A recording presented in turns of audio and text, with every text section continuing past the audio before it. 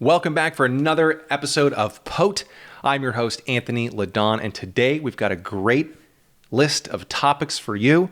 We're talking about the TV show Superstore and why I think the pilot is one of the best pilots I've ever seen. Yes, I know I'm 6 years late. We're talking about authentic food and how authentic do you really want your food to be. I'm a fan of West African food, but I can go without the Ebola. And we're talking about the phrase, the art and science of something, and how it relates to religion and science and Arthur C. Clarke. All that and more on this week's POAT. Insert music here. Today we got some good stuff to talk about. I'm excited about this. I actually took notes for the first time ever in my life. I wrote down some ideas of things to talk about, like little talking points. I then threw them away because I couldn't read the handwriting, so I had to fix that. But well, look, I mean, you can kind of make out some of the words. I lied. I didn't throw it away. I guess that the secret was out as soon as you saw me on the video looking at my notes. But anyway, I hope everyone's doing well. I'm just going to jump right into it. I don't even know why I'm talking like this is a TED Talk or like a panel, like a questionnaire after a TED Talk or something.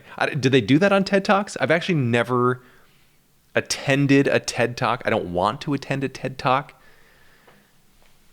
I'm not on TikTok or TED Talks TikTok. I'm not on that. I'm not subscribed to it. Maybe I am. No. I have seen a few TED Talks. Like I've clicked on because I thought they were actually, the topic was interesting. It was about how to do a TED Talk. So it was pretty meta stuff. A TED Talk about TED Talking. Oh, this is off to a terrible start. But let's get to it. Whiff and I just got back from Vermont. That was fun. I don't know if you saw, if you subscribe to my YouTube channel, this is just a humble plug, but if you subscribe to the YouTube channel, you might have noticed that I put up a Just Jokes video over the week? What day is it? Today's Saturday. So it was not over the weekend. It was just a few days ago during the week. Beep. Let's redo this whole thing. If you subscribe to my YouTube channel or visited my YouTube channel, you'd know that I published. What do we do on YouTube? We put things on it. I put up a video about just jokes. It wasn't about just jokes. It was a video of jokes. There we go. It's early. I'm working on it. Had too much wine this morning. But why am I going down this trail? I posted a video of jokes and it was me in Vermont. So you didn't get this normal background behind me, which those of you just listening to this and not watching, you can't see, but it is it's a view from my window where I overlook my infinity pool and it goes on forever. And then over that, you can actually see the Greek islands next to my chateau. So, despite being in Greece, although not Greek, I still call it a chateau. I don't call it whatever these locals here do. So that's my view. Where are we going with this? Oh yeah, so I just got back from Vermont. Oh, this is this is a huge wind up. Okay, I know where I'm getting there. I wanted to plug the YouTube channel and the monologue, newsy type jokes. But this is just a big, huge wind up to that. Anyway, just got back from Vermont. But in Vermont, we were in Manchester. And there's like one main drag. And there's a restaurant, and it's a Burmese restaurant. I didn't know, number one, that Burmese cuisine was exportable. Like, I didn't know it was a thing. I didn't know it was, good enough that someone was like, you know what this town needs is a Burmese restaurant. Is it Myanmarian? I guess depending on what side of the fence you come down on in terms of Burma versus Myanmar. But it got me thinking. I didn't go to the restaurant. So I just want to get that out of the way. Didn't want to go. Kind of was curious what Burmese food would taste like and look like and smell like and sound like. But I didn't go because we were too busy not doing that. We were too busy sitting in our hotel room writing watching Superstore because we were trying to finish out the season before coming home, or the series before coming home and like getting to it, getting on. We needed to finish that series to put a little bow, tie it off, and be like, we're done with you. And you know what? Why don't we talk about Superstore first? So I really enjoy Superstore, the TV show. It's on Hulu. If you're not already watching it, even if you are already watching it, it's still on Hulu. I don't like when people if somebody's given maybe even a TED Talk and they're like, for those of you in the audience who don't understand what I'm talking about, and it's like, we get it. With that accent, we understand everything you're talking about. You don't understand what we're talking about. Again, I pick on people with that kind of accent. That's not even nice. But when somebody gives a presentation and they're like, well, for those of you in the audience that do not understand what I'm talking about here, I'd like to explain to you. Just explain it. You can just say, this is what here's the jargon word, artificial intelligence, and just explain. You don't need to do the preamble, the wind up of, for those of you who don't understand, I don't understand. Just say what artificial intelligence, it's an intelligence greater than me, or I don't know, whatever. Still picking on you, Southern guy. I like how that's my like straw man pick on. I just invent this poor character who is denser than me, denser than I don't know. But yeah, the wind up, the whole, for those of you that don't know, it's the same if you don't know and you do know. It's the same definition. What was I saying? I was saying something, and it was so important. For those of you, Superstore, Hulu. For those of you who don't know, it's on Hulu. And it's funny. It's one of the few episodes. Did I already talk about this? Oh, God. Skip forward if I've already talked about this. But it's one of the few series that is actually funny in the pilot. This is amazing to me that they had good enough writers, good enough writing, and little enough network input, I'm assuming, that they made a funny pilot. Like a lot of times your friends will tell you, oh, you got to give it 6 episodes before it gets really good. And then, give it another season before it really heats up. No, I'm going to watch one episode. Give me your best shot. That's how you're going to win me over. And Superstore, in my opinion, does. It's the funniest pilot I think I've ever seen. Like, there are jokes in there. It's funny. I laughed out loud. So did Lauren. And she never laughs. Not even at my jokes. Especially not at my jokes. But, and the other thing too is it was a good pilot without there being boobs. Not that I mind boobs. I'm actually a big fan. But most shows that are not on the networks, the major networks, like all the Netflix stuff, Hulu, HBO, the first episode, I think it's a requirement. It's contractually obligated that some character somewhere has to show their boobs. And again, I'm not complaining. I'm not saying Netflix, you should stop doing this. I'm just saying it's a little bit of a switch, a little bit of a bait. You're baiting us with the boobs. It's a very nice bait. I'm happy with it. I'm a big fan. This sounds like I'm protesting too much. Like, I'm getting the sense he doesn't like boobs. But no, it's like, what was the one? Oh, Perry Mason. There were like lots of boobs in the first episode. And then the whole rest of the series was nothing. Now, that's fine. Then just don't put it in the pilot.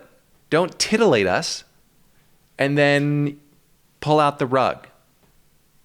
I feel like there's a dirty joke in there that I'm not going for. But you can probably connect the dots. But yeah, I don't know why. Why do they do that? Why do they put the boobs in the first episode and then nothing the rest? I think the pilot episode, the first one, should give us an idea of what to expect, right? Set up some storylines, make us wonder, what's going to happen with this guy, with this gal? Are they going to fall in love? Are they going to, will they, won't they? That's what we want to know. So you set up all these storylines and give us a sense of the style, the like whether it's going to be a drama or comedy, or don't make it both. The dramedy thing, it never works out. The dramedy it's either too much of one or not enough of the other, which I think is me saying the same thing twice. But then we never know, is there going to be funny? Like, anytime we watch a dramedy, I usually feel like it could just use a few more jokes. Just make us laugh. I want to laugh a little bit more. If you're going to call yourself that. Otherwise, just say you're a drama. That's fine. I can get into that too. I'm getting all worked up over TV. I don't care. But I do. I do care so much. I care about the boobs and the jokes. Those are two big things in the pilot episode. But Superstore is phenomenal. It was a great pilot. It's one I would just watch one. Give it one shot. If you don't laugh in the first maybe 10 minutes, then it's probably not going to be the show for you. And that's why I liked that pilot. The show itself was pretty good, I thought. I enjoyed it. I enjoyed it. So anyway, that's what we were doing up in Vermont. It has no boobs, I don't think. Yeah, no boobs. I'm going through the bank to see if there were any boobs in the first. There were no boobs in the pilot episode, and I don't think there were any in the rest. But it was great. It was funny. Check it out. Anyway, where were we going? Boobs, Superstore. Oh yeah, I'm still back to Perry Mason. That's more of a drama, but it had a few lighthearted moments, and that's okay because then we're expecting drama, and you give us a few funnies, and that's fine. That's good. Lighten the mood a tiny bit. It's not. I don't think it's set up as a dramedy. It's not. But that one, yeah, big boobs. I mean, lots of. I don't think they were big. I can't remember. Lots of them in the front in the first episode, and then nothing in the rest. Still an entertaining show, but just I'd like there to be some consistency because I feel cheated. Anyway, so that's Perry Mason, Superstore. So we wrapped up the series, and now I'm never watching TV again. I guess is where I'm going with this. Now, where was I going with this? Oh yeah, in Vermont. That's what we did. Oh yeah, so that's why we didn't go to the Burmese restaurant, was because we were too busy wrapping up this series, writing. That's one of the things we'd like to do is go someplace else just to hunker down in the hotel and work. It's fun because then it's like you change your environment. It's a different pace. A lot of the distractions are gone. I have this guitar next to me that would be normally a distraction, and it wasn't there. I didn't bring my guitar. My hair isn't quite long enough, I think, to bring a guitar with me to different, when we travel. So it's getting there. I do need a haircut next week. I have one scheduled. You don't care. That's TMI. But the hotel room, didn't go to a Burmese restaurant, but it got me thinking. Not everybody. A lot of people talk about wanting authentic food. Okay? There's a Chinese place right across the street from me. And I don't know if it's authentic. I think it might say authentic Szechuan food. And here's my take on that. I think I don't want authentic. I don't care if it's authentic or not. I just want to know, is it good? Because in a lot of cases, like authentic might mean, you gotta like wave the flies away. That's like how authentic are we gonna go? So this Burmese restaurant got me thinking. Like my thought was, does the waiter come by and say, "Oh, it's really authentic. You can get a chicken with it's served with a military coup." And today's we're offering an amuse-bouche as a little bit of an ethnic cleanser. Like that. If you want authentic, that would be authentic Burmese food. Make sure you save room for the genocide for dessert. That's some Burmese jokes for you, some Burmese humor, I think. But I think what we do is we mistake authentic for better. For instance, a few weeks ago, I went to an Italian restaurant nearby, and I think they even they specialize in Sicilian food. And now I like my pasta fairly al dente, right? It should have a little bit of a bite to it, right? On the box, if you cook in like the Checo, and it's like, hey, 12 minutes till fully cooked, 9 minutes till al dente. I usually like it about 8 to 9 minutes. Okay, when I cook, I usually pull it out. Maybe it's 6 minutes, finish cooking the last 2 to 3 minutes in the pan with the sauce. Okay, that's how I finish it off. For those of you who care how do I cook pasta. But I like when it chews, it sticks to your teeth just a little tiny bit. That's nice. It has some texture and bite to it. It's fun to eat. if that's your definition of fun. It is mine. But so I like my pasta al dente. Apparently Sicilians love their pasta mushy, because this place that specialized in Sicilian cuisine, and they make their own. They make their own pasta. Most of the menu items were pasta, but it came out completely mushy, no texture, no bite. No, it didn't stick to my teeth. It just went straight down. Now, it tasted good, but I think if you're going to claim, and I don't even know if they claim to be authentic. They might just be a Sicilian restaurant, and they just didn't put inauthentic up on their awning. But that's, if you're going, I don't know, I'm getting all bent out of shape about this, but why do we care so much about it being authentic? Why don't we just make it good? I don't want to eat what they eat there. I want to eat what they wish they could eat. When they go out to a special occasion, when they kill a goat, let's make that's what I want. I mean, I don't, actually goat meat is good. I'm a fan. But I want like their party food, like their big celebration, if they're going all out. And that the they in this could be anywhere. I don't care. But like the regular day-to-day food, I don't want that, because it might be crappy. Actually, I think even that is still better than Americans' average food. Like there's a great book. Forgive me if I've already talked about this, but it's called An Economist Gets His Free Lunch, or An Economist Gets a Free Lunch, whatever, one of the two. And it's written by an economist, and the title is a play on the joke, "There's no such thing as a free lunch," which was the theme of The Moon is a Harsh Mistress, if you've ever read that. Even if you haven't read that, now we're back to this. It's the theme. It's a theme in that book by Robert Heinlein. The word for the initialism is TANSTAAFL. There's no such thing as a free lunch. TANSTAAFL. There's no such thing as a free lunch. TANSTAAFL. Anyway, that's a word that they say throughout the whole thing, and that's a theme that Heinlein discusses in the book.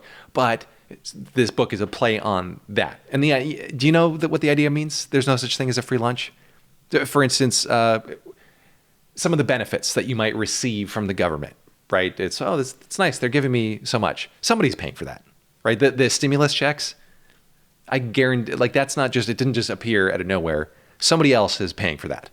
So, thank you or you're welcome. Make sure you say one of those two things when you get that check or give that check. But that's the idea, right? So, but in The Economist, that's the setup for the whole book, is just a play on that concept of there's no such thing as a free lunch. In that, somebody is always paying for something. Anytime you get something for free, it might be free to you, it might be given to you, but again, somebody paid for that. Taxes. That's the biggest one. That's the most obvious one anyway. Okay, we've beaten that horse to death. For free. You're welcome, horse. Or thank you, depending on if you like that. But that book discusses the idea that there's kind of, it juxtaposes the American food system with, I don't know if it just focuses on Europe or maybe the rest of the world. I think he focuses on like the rest of the developed world. So let's say Europe, just for the sake of this conversation, because it's easier. But the difference in the food systems supply chains is in the US, you can get any food from anywhere. Okay, any cuisine, you can get Szechuan cuisine across the street, Sicilian down the street. You can get limes grown in Florida, and you can get limes grown in wherever they grow them, mostly in South America, or I don't know, Honduras. You can get avocados from California or avocados from Central America, right? So we source food from a lot of different places. That's a pro. The trade-off there, though, is that it's the average quality level is a lot lower. Because, a lot of it's factory, they've bred the flavor out of apples, for example, to make sure that they look good. And red apples are the absolute worst.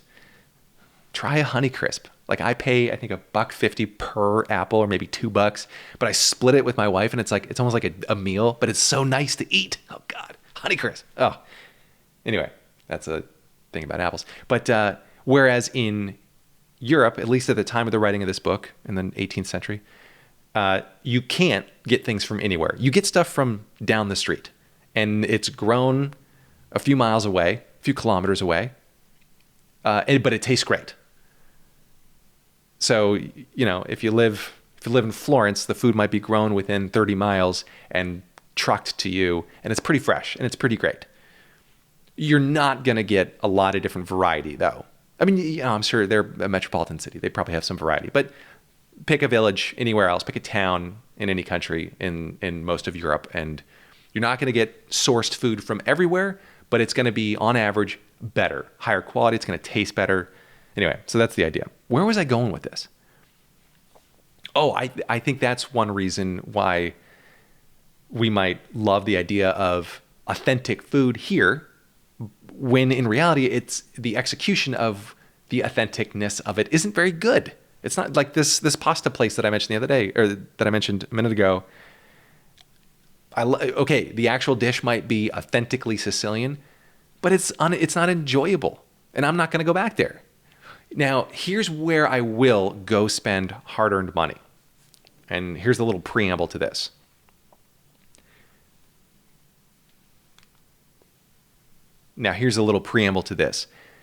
I picked up, I think Lauren got it for me as a gift, but it's Thomas Keller's newest cookbook, and it's called French Laundry Per Se, right? So it's recipes kind of from both the French Laundry and Per Se. And in one of the little essays in there, little mini essays, he talks about one of the aspects of fine dining is the repeatability, right? If somebody's going to come into your restaurant, if I'm going to go into a restaurant and drop $600 for a super special occasion meal, and that's even before wine, if it's going to be Per Se or French Laundry, if you're going to drop that kind of money, you want to make sure that meal is fantastic. And if you're taking a client there, for example, or out to dinner anywhere, you want to know that what you're expecting is going to be delivered, right? So if it's going to be good, if you think it's going to be good, it better be good. And that's what Keller talks about in the little essay is, look, people are coming in, they're dropping a lot of money. We need to make sure to give them not only just a great experience, but a great experience every single time they come in. So that pasta place I mentioned, maybe they had an off day. Maybe they didn't have the Sicilian guy in the back cooking pasta. Guarantee it wasn't Sicilian. He was probably from Crete or some other island. Come on, those Cretians. God. I should have picked, maybe Umbrian would have been a funnier, that would have been better. Because it's still then Italy, and it's not, he wasn't Sicilian, he was, anyway. All right, moving along. Can't rethink every joke, Anthony. But where was I going with this? Oh yeah, so but that's the thing. Like I spent $25 for a bowl of pasta, thinking it was going to be great, and it wasn't. It was okay, but it wasn't $25 okay.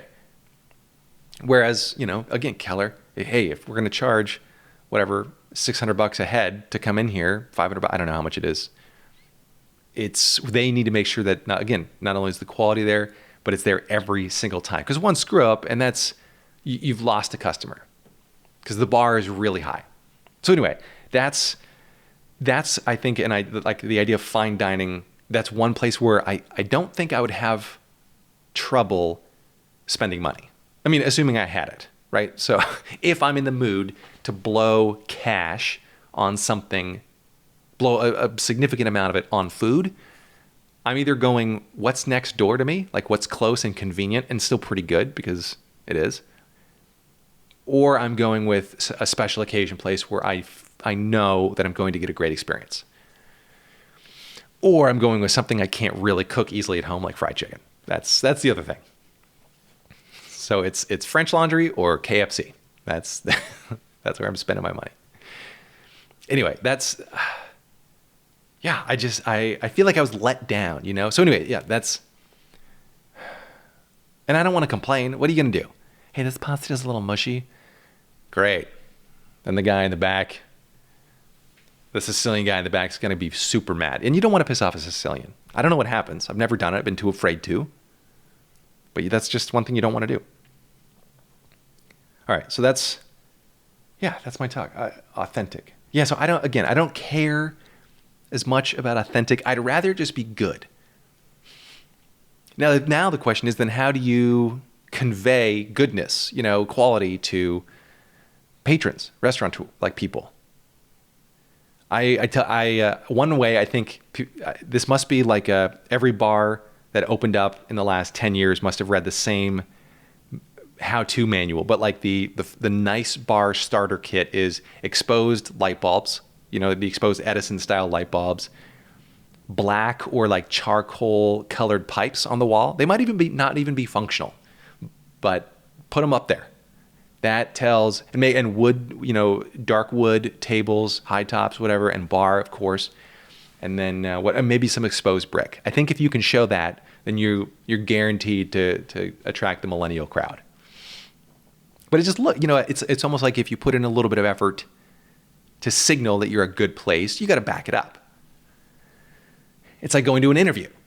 You put your best foot forward. You wear a suit, a tie if it's that kind of place, or not, because you want to look like you know what you're doing. That's what a suit is. A suit just tells somebody, this guy seems like he knows what he's talking about. I know Seinfeld has a joke about that, I think, where he throws a jacket on. It's like, this guy looks like he knows what he's talking about. But that's what a suit is. This was something I mentioned in the last podcast. The last episode was suits aren't necessarily the most comfortable thing in the world, but they separate us from animals. It's one step farther removed.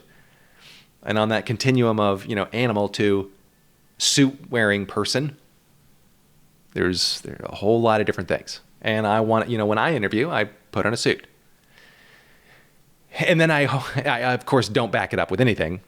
5 minutes into it, they're like, how did you even get this interview? You don't know what we do. You apparently have zero skills.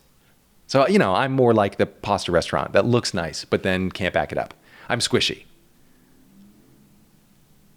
I'm not quite al dente. So that's what you do. You look nice and you back it up. I guess that's how you signal goodness. And what is, when you say authentic, like what are you actually talking about? Because the food isn't grown there and it's going to taste different. Right? Like we can't get a lot of radicchio from Treviso or whatever. Actually, I can. I can go to Italy and I know I can get that. But there's a lot of other ingredients I can't get. And the stuff that we can get, unless it's imported and, just a few days ago delivered, which again, according to The Economist gets us free lunch, we can kind of. There's going to be a little bit of quality degradation in shipping. That's to be expected. So it's not going to be as good as it would be fresher, in the town next to where it was grown. Does that even make sense? I don't even know. All right, we're going to keep plowing through this. So yeah, that's my take on authentic food. I don't care if it's authentic. I want it to be good. We also like to say the phrase, the art and science of something. A lot of businesses use this as like their slogan, the art and science of whatever, swimming. I don't know. What business does that? That was the worst possible example you could have chosen, Anthony. Any other word would have been okay. The art and science of computers. That sounds like it's from the 80s, but it still would have worked better than the art and science of... How did I even come up with swimming? Swimming, Anthony? God. Can we edit this out? I need a producer or I don't know. I don't even know the name of the role that would edit that out for me. Somebody has to do it. It's going to be me. And I'm going to forget. I just know it. But we use this phrase, the art and science of something. And I think what we mean by that is the science of something and then a whole bunch of other stuff that we don't know. That's the art piece. It's just whatever we haven't quite quantified. And I think we want to romanticize it as it's artistic or it's an art. And that's not true. I think it's just in any certain task, there's the science of it, the hard work of it, the formulaicness of it, and then when you say the science, it's just an idea that you might have, an insight or something.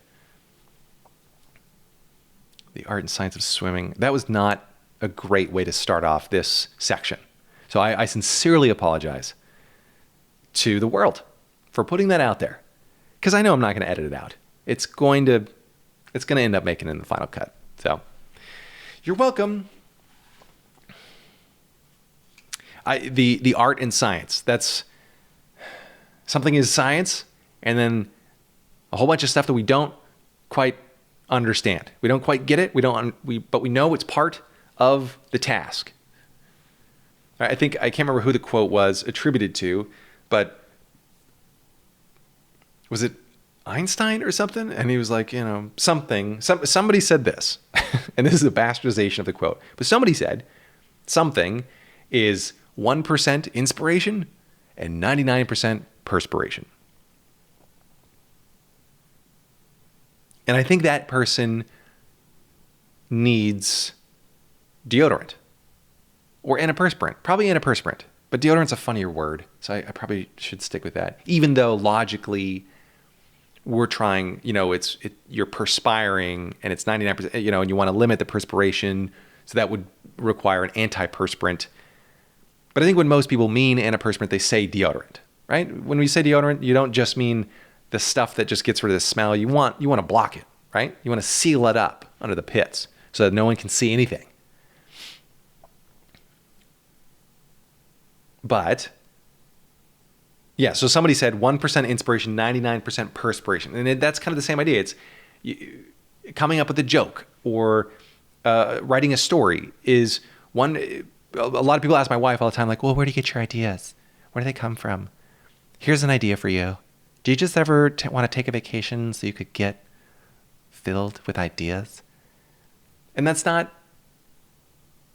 easy part. There's a lot of ideas. I think she has a giant notebook full of ideas, stories like already on her computer of ideas. Those come all the time. That anybody writing material, it's easy to come up with the idea. It's really hard to make it funny. Just look at my YouTube video, the Just Jokes on my YouTube channel. They're not even great jokes, but it's 1% inspiration. That's the news. And then 99%, how the heck can we make this stupid idea funny? How can we make Matthew McConaughey leading in the polls for Texas governor? How can we make that headline funny? You can watch the video and find out how he didn't make it funny if you want. But that's the perspiration side. That's the science. That's the art of it, right? But I think getting back to this idea, this theme, is it an idea or a theme? I think it's more of an idea. The theme, it's not okay. But it's you got that. The science of it is really the art of it. The science is sitting down and coming up with alternative punchlines, working through it. I know I'm getting a little bit off topic. Now I'm kind of defining what the art is. It makes me think of Arthur C. Clarke's quote. I can't remember where he wrote this, but he came up with I think it's his third law or something of, if you Google Arthur C. Clarke third law, you might come up with this. Is it third, second, or first? I don't know. But here's the quote. Any sufficiently advanced technology will be indistinguishable from magic. And I would argue that you could change the word magic to supernatural. Okay, here's why. Okay, wait, let me set up. Here's the framework I'm working in. This idea that over time, as our understanding of things increases and we evolve and we understand how more and more things work and we understand them better, the equation of something is the art and science. It's art plus science, right? And the more and more that we understand, the less art it is and the more science it is, right? Somebody say yes. I assume you're following along. So it's the art and science, right? The more we understand, the more it becomes the science of it and the less the art. But then you might add more to the actual equation. It might be, there's no conservation of idea here. This is getting way off the rails. But go with me here. Stick with me. As our understanding evolves, as we learn more things, right, it becomes more science, less art. That's kind of like, I think it's analogous to religion and science, that kind of how they're a little bit at odds with each other, where, at one point we were afraid of the sun. And if you're pale skinned, you still are. But, we thought earthquakes were caused by infidelity or something, and that hasn't changed. But other things have. But, as we understand more things, we take away from the supernatural, from the religious, I'm equating the two here because I think you can kind of apply it in both places. But yeah, the more we understand, the more we take away from the gods, right? Zeus caused lightning, but then as we figured it out, Ben Franklin finally was like, I don't think Zeus is real. I think lightning is electricity, and it took a kite to knock Zeus off of Mount Olympus. Finally. He had a pretty good run. He was up there for a long time. And then Franklin was like, no, you're not real. I got you. The jig's up. But yeah, up until then, Zeus was kind of it. He was a big deal. Anyway, where are we going with this? Yes. So obviously Ben Franklin took away, lightning from the gods. And if you were a big Zeus believer, I can understand then how science would be scary to you, because you have to then rethink a lot of things. You've got to rethink, well, if Zeus isn't real, then are any of the other, 6,000 major and minor gods real? I don't know. That's, does Mercury really, I know we're kind of intermixing Greek and Roman, but same difference. They're the same. Both their pastas are squishy. But,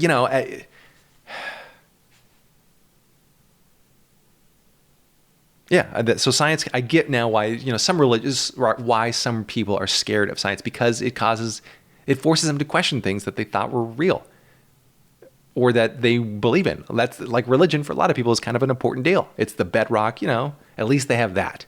But then, if some of these sciencey things, and I get that this isn't really like a timely political or social cultural topic, but I think it affects some people. I think there's still some people out there. There are other bigger issues happening right now, but I like to focus on the small stuff that nobody cares about. So you're welcome, creationists. I'm talking about you. But I think you have to be pretty scared to be a creationist still. To believe, something that of so much science has disproven. And it's all due to Ben Franklin. He ruined it. He ruined it for you. So yeah, but that's the art and the science. I don't even know why I thought of art and science. Oh, I think it was because it was Morning Pages this morning talking about writing jokes and that whole process and writing new material. And it's not as artistic, I think. I think it is an art, but for now, until science can figure out that it can take away some of the art from the creation side of it. Not creationist. I know we're mixing around things here, but if you stick with me, all right, that's how I came up with it. Or that's why I was thinking about it, was because I'd like to think that there's this artistic component to it of saying things, making people laugh. And I'm willing to concede that a lot of it is still art. It's still unknown why things work. Why people involuntarily laugh when you lead them down one train of thought and then you take a left with a twist, a surprise ending. Like I was working on a joke. This is not going to be great, but here, as an example, I'm talking about where I'm from. So here's the joke. I'm from Tacoma, Washington, small town south of Seattle, which is now an Amazon warehouse. Okay, Amazon warehouse. It's not funny. It's not hilarious, but it's pretty good. It's a little twist. You're not expecting Amazon warehouse. And then I go on to say, some things have changed since I was a kid. Now for prayer before dinner, like for instance, dinner before, we say grace a little bit differently now. Bless us, O Lord, for these thy gifts which we're about to receive from Amazon, through thy bounty, bless us, Lord, for these gifts we're about to receive. Oh yeah, from thy bounty, through Jeff Bezos, our Lord. Amen. Okay, it's not haha. It's not gonna. No one's gonna be rolling over. Rolling over, Anthony. What was that? I think I had like a throwback to early IM days, like AOL Instant Messenger, when the phrase rolling on the floor laughing first came out. That was a while ago. Rolling over. God, take two, Anthony. Woof. Anyway, those jokes aren't going to cause anybody to roll on the floor laughing, but that's you go down a direction and then there's a twist. And I don't know if we fully understand scientifically why. Actually, there's two things here. There's two components. I don't know if we understand fully why that works. Why does a joke work? This is going to be the next podcast. Why does a joke work? I'll write that down. We don't quite understand why jokes work, but how does it work? Like how did I make you laugh? You're expecting one thing, you get something else. Why is that funny? That's not, okay. It's just a surprise. It's a twist. The other aspect of it is the creation of it. That's still an art because we haven't quite scientifically figured out how to make jokes. So that's job security for me. If you're an Amazon delivery person, your job, they're coming for you. The science is coming for you. I would be scared of the autonomous robots that will soon replace you. Or I would learn how to build one or learn how to manage one because they're going to need good managers who know the sandwich method for giving feedback. Look, you're a really good robot. You're doing a great job. You ran over that pedestrian, and that's something we need to fix. And then end on a compliment. But I really like the pattern of the tire treads when you skid it out. You did a good job with that. You tried to stop. So yeah, that's job security for me, is writing a joke. For now. Until somebody builds an algorithm that can make jokes. That can make funnier jokes. Let me set the bar a little bit higher. There probably are algorithms that can make a joke. I don't know if they're good jokes. I don't care yet until they're better than my jokes, which actually is a pretty low bar now that I think about it. Whew. So maybe I should be worried. Maybe I should learn how to manage the robot coming from my job. Oh God, this is getting hard. We've covered a lot of good ground though. I think I'm going to end it here. Thank you so much for listening. I appreciate it. As always, if you have questions, comments, or concerns, please send them on over to me via email at poatcast@gmail.com. That's POATCAST. Well, I don't know why I enumerated out the numbers counted them out on my fingers. Poatcast@gmail.com. Questions, comments, concerns, quests, theories, conspiracy theories. Yes, please. I love it. Stories, topic suggestions. If you have, I guess that's kind of covers it. Anyway, thanks so much for listening. I really appreciate it. We'll see you next time.